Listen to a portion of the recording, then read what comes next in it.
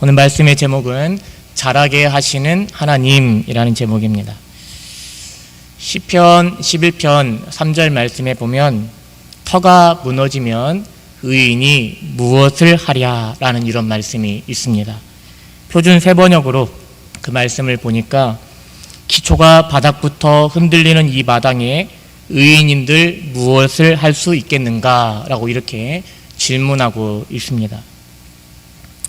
이 질문을 받았기에 대답을 한번 해보았습니다.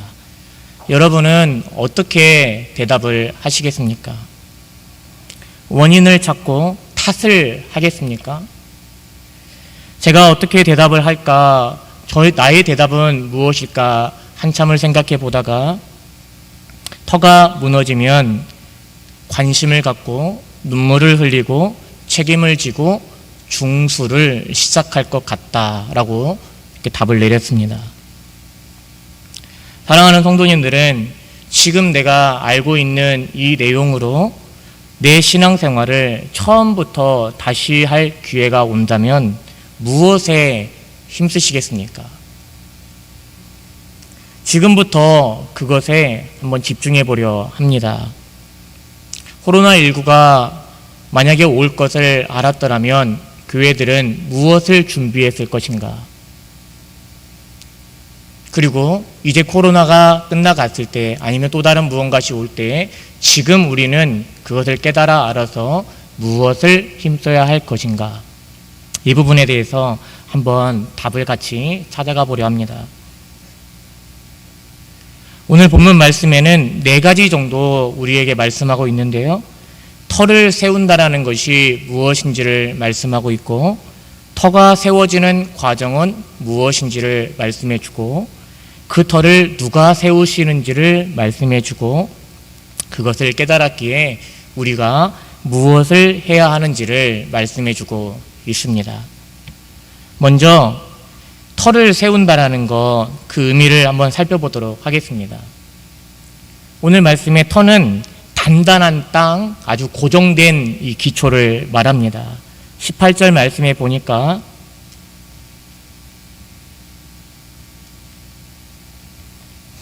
말씀을 보니까 내게 주신 하나님의 은혜를 따라 내가 지혜로운 건축자와 같이 터를 닦아둠에 다른 이가 그 위에 세우나 그러나 각각 어떻게 그 위에 세울까를 조심할지니라 라고 말했습니다. 인생이라는 집을 세워갈 때, 교회 공동체를 세워갈 때 가장 중요한 것은 터입니다. 이건 상식입니다. 건축자가 건축을 할 때도 제일 먼저 터를 닦습니다. 그게 전체 공사의 2분의 1 이상의 노력과 시간을 필요로 한다라고 합니다. 그래서 우리 성도님들도 가만히 보면 어딘가 건축을 할 때 한참 공사를 하는 것 같은데 아무것도 안 올라오다가 어느 순간 쑥쑥쑥쑥 올라오는 거 보이시죠? 그 어떤 노력과 시간을 필요로 하는데, 기둥을 만약에 세우려면 흔들리지 않는 기초 위에 우리는 그 기둥을 세워야 합니다. 마태복음 7장 말씀에 보면 반석 위에 세운 집과 모래 위에 세운 집의 내용을, 그 비유를 말씀해 주시는데요. 이 팔레스타인 지역은 겨울이 우기고 여름이 건기입니다. 그래서 보통 여름에 집을 짓습니다. 그런데 건기다 보니 이 땅이 아주 단단합니다. 여름에 얼마나 덥겠어요, 그 지역이. 그래서 땅은 단단해요. 안반을 찾기가 쉽지가 않습니다. 땅이 단단해 보이니 그 위에 그냥 집을 지어도 괜찮을 것 같습니다.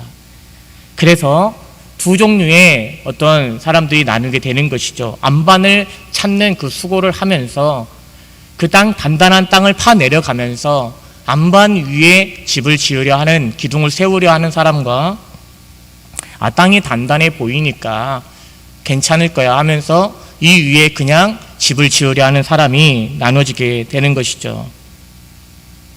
그런데 겨울이 됩니다. 우기가 시작이 되는 것이죠. 비가 내리고 창수가 이제 나기 시작하면 단단해 보였던 그 땅이 안반이 아니다라는 게 드러나기 시작합니다. 기초가 흔들립니다. 집이 무너집니다. 처음부터 모래 같았다면 그 위에 집을 짓지 않았을 수도 있습니다. 건기의 땅은 안반처럼 아주 단단하기에 언제나 단단할 줄 알았던 것이죠. 어쩌면 그 무더위에 안반을 찾기가 너무나 힘드니까 괜찮을 거야 라고 생각하고 지었을 수도 있습니다. 말씀을 듣고 은혜를 받을 때는 우리는 다 단단해 보입니다. 그런데 말씀대로 사는 것, 그것은 마치 그 무더위에 그 단단한 땅을 파내려 안반을 찾는 것과 같은 그 힘겨움이 수반이 되는 것이죠. 어렵습니다. 그래서 반석 위에 집을 지으려 하는 사람들이 드뭅니다. 은혜는 받지만 다 그 받은 은혜에 만족하고 말씀대로 사는 과정을 생략해 버리는 것이죠. 그런데 오늘 말씀에 보니까 10절 말씀 초반에 내게 주신 하나님의 은혜를 따라 내가 지혜로운 건축자와 같이라고 이렇게 말씀하였습니다. 하나님의 은혜가 우리를 어디로 인도해 가냐면 아무리 힘들어도 아무리 고되어도 안반을 찾으려 하는 그 말씀을 살려 하는 그 모습으로 우리를 인도해 간다라는 것이죠. 단단한 땅으로 아주 기초가 튼튼한 견고한 그곳으로 우리를 그곳에 내 믿음을 내 인생의 집을 세우도록 하나님의 은혜가 나를 그렇게 인도해 가시는 것이죠. 그렇게 터를 잡고 세우기를 원하시는데 오늘 본문에서 말씀하는 그 터가 무엇이냐, 이 고린도전서 2장 2절 말씀에 보면 바울은 예수 그리스도와 그가 십자가에 못 박히신 것 외에는 아무것도 알지 아니하기로 작정합니다. 그리고 오늘 11절에는 이 터가 무엇인지 아주 명확하게 말씀을 해주죠. 이 닦아둔 것 외에 능히 다른 터를 닦아둘 자가 없으니 이 터는 곧 예수 그리스도라. 아주 명확하게 이 터가 무엇인지 말씀해 줍니다. 터를 닦는다라는 말은 그리스도의 죽음과 부활로 우리가 죄로 인한 사형수에서 하나님의 자녀가 되는 것을 말하는데 이 터를 닦는다라는 것을 말합니다. 만약에 우리가 그렇게 예수 그리스도를 믿는 믿음 안에서 내 터가 견고히 섰다면 지혜로운 건축자는 무엇을 세우고 심겠습니까? 터가 너무나 보배롭고 존귀한 예수 그리스도임이, 그래서 예수 그리스도로 말미암는 그 어떤 내 인생의 새로움이 시작이 되었다면 지혜로운 건축자는 그 위에 무엇을 세우려 하겠습니까? 다른 이가 그 위에 세우려 했다고 하는데 바울이 말하는 핵심, 그리고 바울이 세워야 한다라고 말하고 있는 그 내용은 지체 안에, 우리 안에 그리스도의 형상이 이루어지는 것을 지금 바울은 전하고 싶어 합니다. 그래서 각각 어떻게 그 위에 세울까를 조심하라라고 우리에게 도전하고 있는 것이죠. 우리가 세우려 하는 것이 무엇이냐, 내 인생에 그 터 위에 무엇을 세우려 하고 있느냐, 우리 공동체에 무엇을 세워가려 하고 있느냐, 그리스도의 형상을 이루어가는 것을 세워가려 하느냐, 이 부분을 다른 이가 그 위에 세우나 어떻게 세울지를 조심하라 라고 말씀을 하시는 겁니다. 만약에 터를 잘 닦아놓고 만약에 그 위에 무언가를 대충 세워버리면 무슨 의미가 있겠습니까?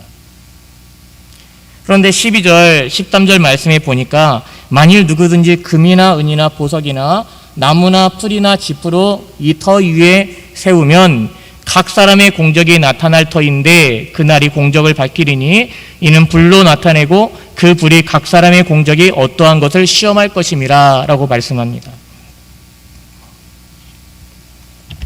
터 위에 집을 짓는 이 재료가 다양합니다.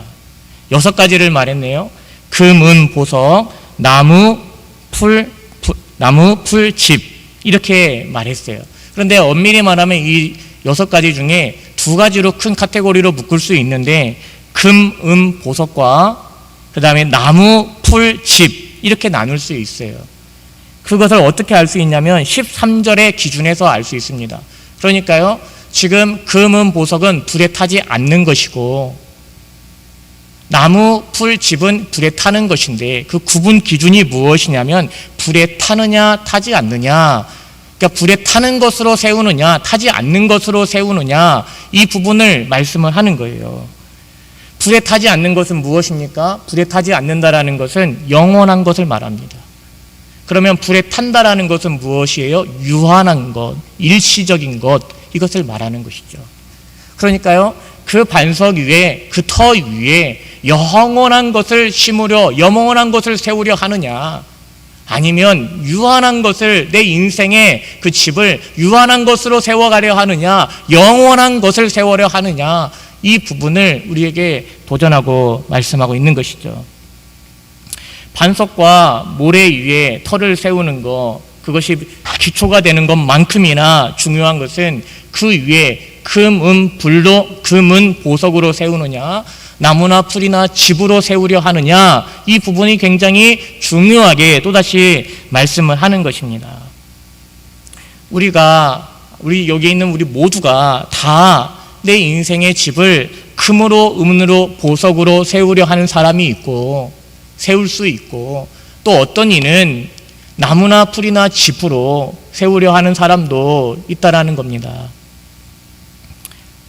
앞에 셋, 금은, 보석이 무엇이냐? 그게 고린도전서 1장 18절 말씀에 보면 십자가의 도가라고 이렇게 말을 하는 거고요. 나무, 풀, 집, 일시적이고 유한한 것을 무엇이라고 얘기하냐면 말의 지혜, 1장 17절에 말의 지혜로 세우려 하느냐, 십자가의 도로 세우려 하느냐. 만약에 우리 교회를, 우리가 무언가를 지혜로운 건축자가 되어 세워가려 한다면 예수 그리스도의 그 터 위에 십자가의 도를 세우려 하느냐, 아니면 말의 유창함을 가지고 풀, 나무, 집 이런 것을 세우려 하느냐. 보기에는 둘 다 화려하고 괜찮아 보이는 것입니다.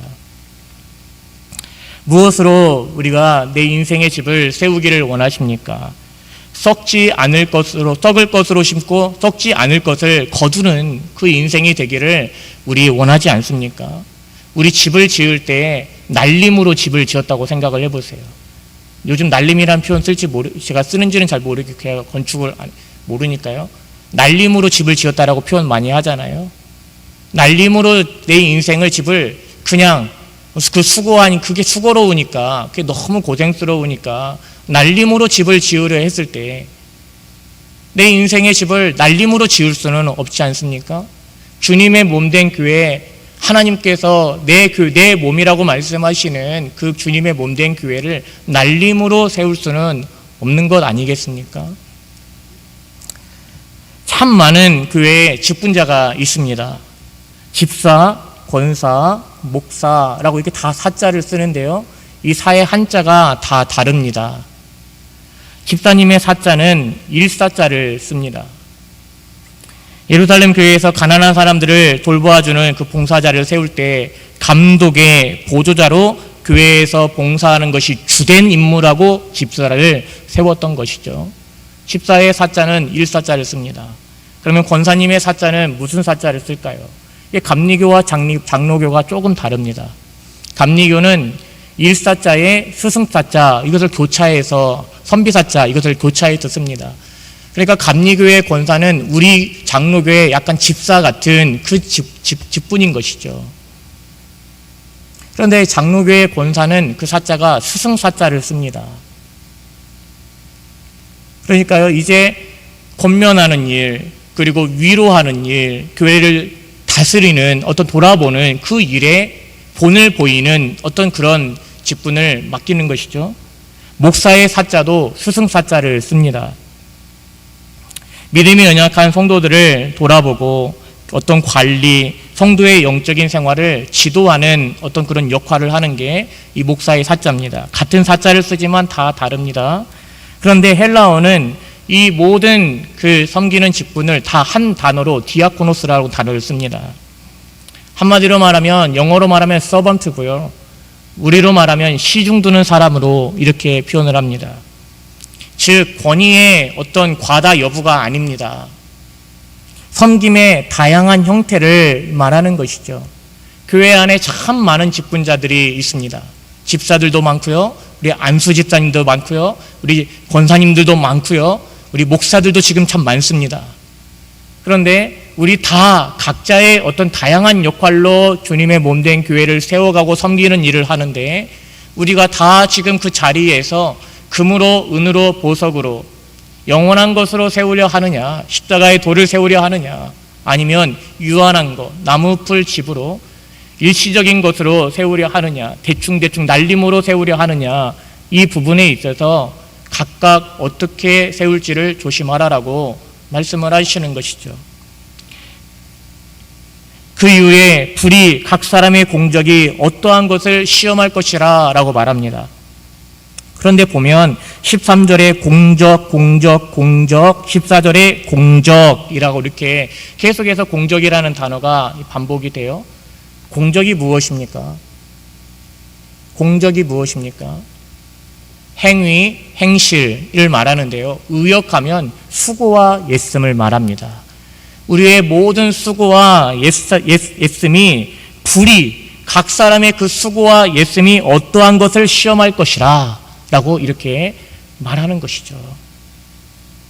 그럴듯해 보였는데 다 무너질 수 있는 것이죠. 다 태워질 수 있는 것이죠. 세우시는 이의 어떤 뜻을 따라서 각자의 직분에 맞게 섬길 때, 그렇게 견고하게 영원한 것으로 세워가려 할 때, 철저히 하나님이 주인 되신 그 교회를 세워가려 했을 때, 마지막 때의 불에 의해서 그 공적을 시험할 때에 남아있는 것이 있고, 아니면 다 불타버리는 것이 될 수도 있고, 이렇게 지금 말씀을 하시는 겁니다. 다 짓고 나면 준공 허가를 우리가 받는데요, 만약에 불허가 떨어지면 어떻게 됩니까? 잘 세운 것 같았는데 불허가 떨어지면 다시 지어야 하는 수가 생기잖아요. 15절 말씀해 보니까 불 가운데서 같은 것 같으니라. 참 15절 말씀이 놀라워요. 누구든지 그 공적이 불타면 해를 받으리니 그러나 자신은 구원을 받되 불 가운데 받은 것 같으리라. 제대로 된 집을 세우지 못하는 지도자, 섬기는 자들, 이들이 어렵게 구원을 받는다라는 것입니다. 그러니까 구원의 문제에 있어서 그가 세운 것이 다 불에 타 없어지는 것으로 세우려 했어도 그의 수고와 예씀이 하나님 앞에서 불로 시험을 당하는 그 순간에 다 태워져 없어도 그 영혼은 구원을 받아요. 그러니까 영혼 구원에 대한 부분은 아니죠. 이것은 은혜죠. 한평생에 내가 수고한 것이 다 불에 타 없어지는 것으로 되어도 내 영혼은 구원을 받아요. 그런데 문제는 무엇입니까? 그 영향을 받았던, 만약에 목사에 세우려 했던 것이 유한한 것, 나무나 풀이나 집으로 세워버렸다면 그 영향을 받았던 성도들은 어떻게 됩니까? 만약에 우리 장로님들이 세우려 했던 그것이 그거라면 그 영향력을 받았던 우리 성도님들이나 교회는 어떻게 되는 것입니까? 나는 구원을 받는다 치고, 나는 구원을 받았으니까 괜찮다 쳐버리면 괜찮은 것입니까? 그렇지 않은 것이죠. 이 말씀이 우리에게 도전하는 바가 무엇입니까? 영원한 것, 십자가의 도, 그거 붙잡고 그거 세우라고 우리에게 말씀하시는 것이잖아요. 주위에 문헌서체가 뛰어난 사역자들 참 많습니다. 그건 참 강점이죠. 문헌서체. 그런 사역자들, 리더들이 얼마나 많습니까? 그러나 학문적인 것, 경험적인 것에 의지하지 않고 오직 하나님 앞에서 말씀과 기도에 전무하면서 한 영혼을 향한 아버지의 마음으로 그 영혼을 대하고 있는 것이, 말씀에 충성하고 있는 사역자가 가장 좋은 사역자입니다.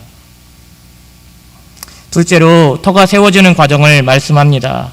우리가 오늘 시간이 좀 길어질까 봐 읽지는 않았지만 고린도전서 3장 6절 말씀에 보면 나는 심었고 아볼로는 물을 주었으되 오직 하나님은 자라나게 하셨나니 라고 이렇게 말합니다.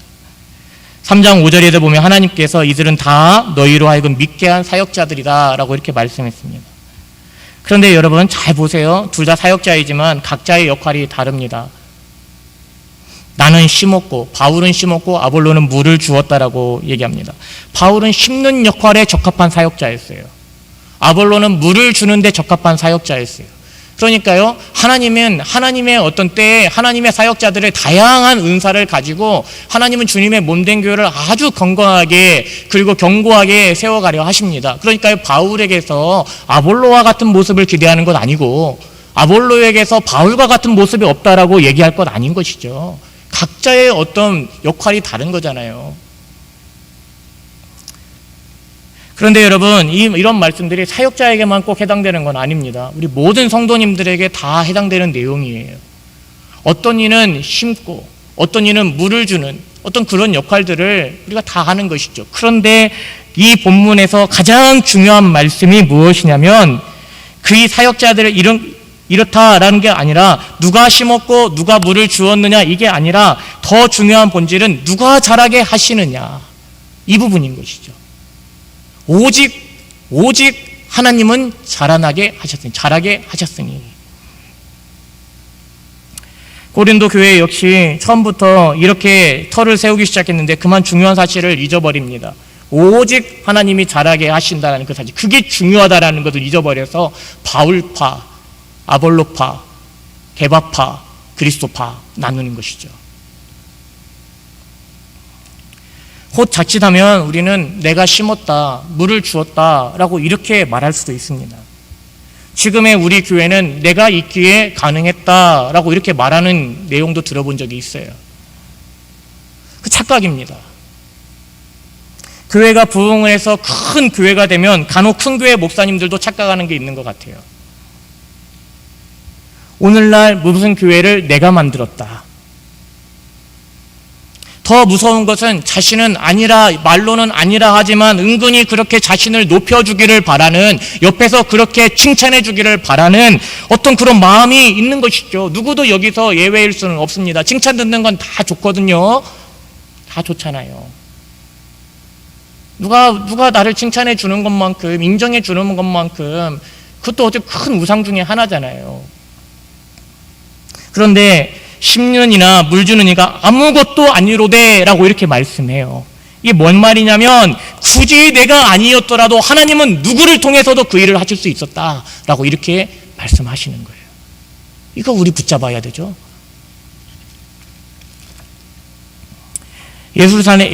예수님께서 예루살렘을 입성하는데 나귀를 타고 입성을 합니다.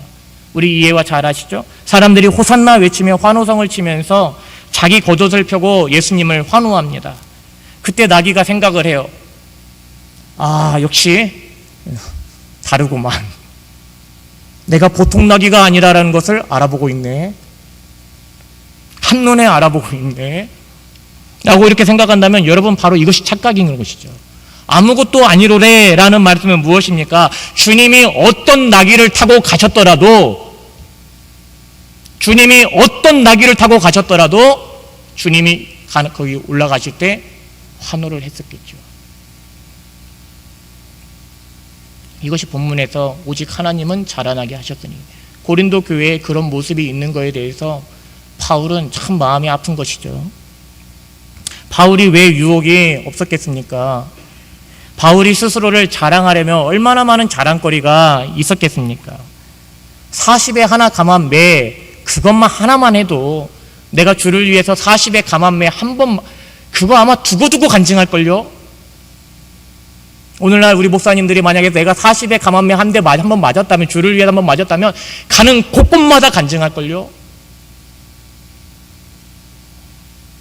수 없는 감옥 세월들, 모든 것을 배설물로 여겼던 그 모든 것에 대해서 바울이 얼마나 자랑할 것이 많습니까?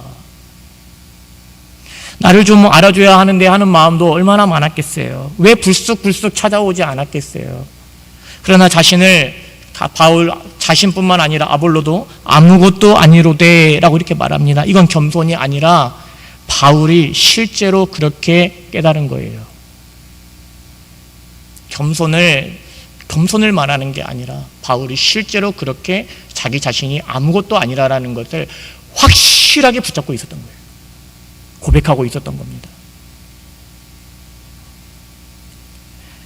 그것이 사실이라는 것을 깨닫고 고백하게 하시는 것이 은혜예요. 오직 자라나게 하시는 이가 하나님이시다. 하나님 그분이 하신다. 그분이 이루신다. 이런 고백을 그분의 역사다. 이것을 바울이 지금 계속해서 고린도 교회에 들려주고 깨달아 알고 붙잡기를 원하시는 것이죠. 그런 사랑하는 여러분, 우리가 누리는 영광도 있습니다.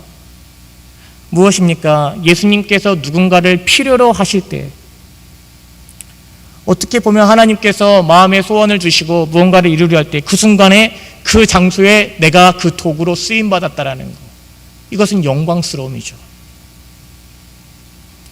기쁨의 동산교회 14년 동안 수많은 성도님들의 관심과 눈물과 책임과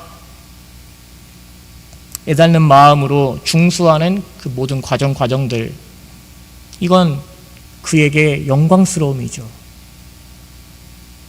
앞으로도 기쁨의 동산교회가 세워가는 모든 과정에는 계속해서 이런 관심, 눈물, 책임, 중수하는 누군가를 하나님께서 세우실 것입니다. 그리고 그 일을 계속해서 이루어 가실 것입니다. 만약에 여러분, 우리 사랑하는 성도님, 내가 만약에 하나님께서 내 마음에 어떤 소원을 주신다면 내가 그 자리에 있는 것을 영광스럽게 생각을 해야 되지, 나를 몰라주네 이렇게 하면 안 되는 거예요.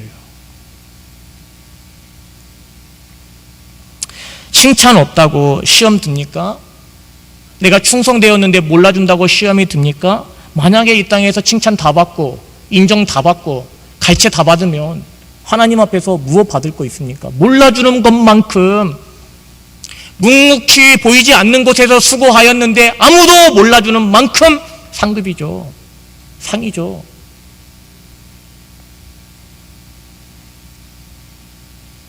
이 땅에서 영광과 칭찬 다 받으면 하나님 앞에서 뭐 받을 거 있습니까? 다 받았는데요, 여기서. 그래서요, 우리 목회자들이 혹 우리 성도님들 칭찬 안 하면 하나님께 상 받으라고 칭찬 안 하시는구나, 이렇게 생각하시면 돼요. 하나님께 상 받으라고, 하나님께 상 받으라고 굳이 칭찬을 안 하시는구나, 이렇게 몰라 그냥 말씀 안 하시는구나, 이렇게 다 알고 있어요. 다 아실 거예요. 사실은 모든 영광과 칭찬은 우리 주님께만 돌려야 돼요. 주님이 다 받으셔야 되는 거죠. 마지막으로 교회를 이제 말씀이 마칩니다. 교회의 터를 세우시는 분이 하나님이신 줄을, 오직 하나님은 자라나게 하신다 라고 이런 말씀들을 우리가 듣고 그것을 알았기에 우리 무엇을 해야 됩니까?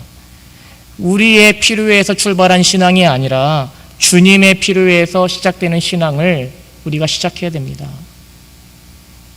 편하게, 서로 불편하지 않게 적당히 날림 공사하려는 거 수술해 주시기를 기도해야 됩니다. 우리 인생이 집을 짓는 것임을 안다면, 우리가 정말 주님의 몸된 교회를 지어가는 것이라면, 함께 세워가는 것이라는 것을 안다면 주님의 몸된 교회에 심고 물을 주는 그 역할을 해야 됩니다. 아무것도 아니라고 하니까 아무것도 안 해도 돼, 그게 아니잖아요. 썩을 것으로 심고 썩지 않을 것으로 거둘 것을 우리 소망해야 됩니다.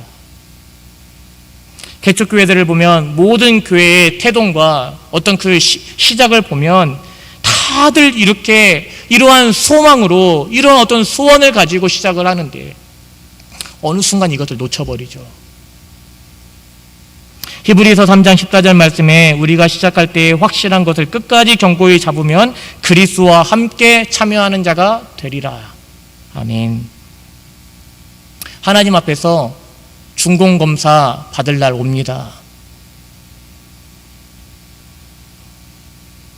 각 개개인의 인생에 사역자들은 사역으로 하나님 앞에서 어떠했는지 중공검사 받을 날이 오죠. 다 몰라도 하나님은 다 아시죠? 정확히 아시죠?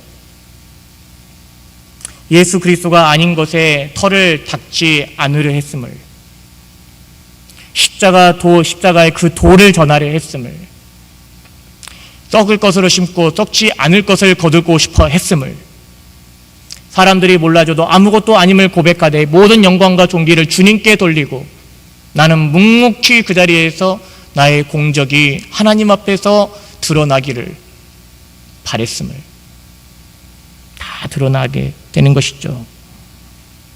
고린도 교회는 바울이 다시 전도 여행을 떠나간 그 사이에 예수 믿기 이전에 그 고린도 지역의 사람들이 예수 믿기 이전에 그 모습을 다시 또 다 가져왔어요. 다시 또 돌아와서 교회 안에서도 그 모습이 있었어요. 익숙한 삶의 패턴들, 파벌 싸움들, 제목대로 행함들, 예배를 경시하는 것, 독주를 마시고 성적으로 문란했던 그 모습이 예수 믿기 이전에 있었던 모습인데 바울이 전도여행을 떠나간 그 사이에 다시 그들이 예수를 믿으면서도 이 모습이 들어와 있어요. 그런데 바울이 그런 그들을 그리스도 안에서 형제 자매임을 부정하지도 않고 부인하지도 않고 내치지도 않고 비난하지도 않습니다. 오히려 냉철하게 깨달으면서 깨닫게 함으로써 다시 그들의 손을 잡아들여서 이전의 털을 닦고 그 위에 세웠던 그 모습으로 되돌려 놓습니다. 되돌리려 합니다. 우리 사랑하는 우리 기쁨의 동산교회 우리 성도님, 참 중요한 시기 아닙니까? 지금이 우리가 3기 사역으로 다음 세대를 세우려 하는 어떤 이러한 아주 중요한, 어떻게 보면 너무나 중요한 시기에 하나님께서 우리를 이 자리에 불러 놓으시지 않으셨습니까? 하나님께서 하나님 내게 이 은혜를 먼저 부어주시고 내게서 이 은혜가 계속해서 흘러가기를 주님 사모합니다. 소망합니다. 하나님, 내가 겸손하게 주님 앞에 엎드리되 철저하게 말씀에 의해 말씀을 따라서 살아가는 그 모습으로 나를 수술하여 주옵소서. 나를 빚어 주옵소서. 내가 그렇게 주님 앞에 드려지게 하여 주옵소서. 그러한 마음으로 우리 사랑하는 성도님들이 주 앞에 서시기를 주님의 이름으로 축원합니다. 함께 기도하겠습니다.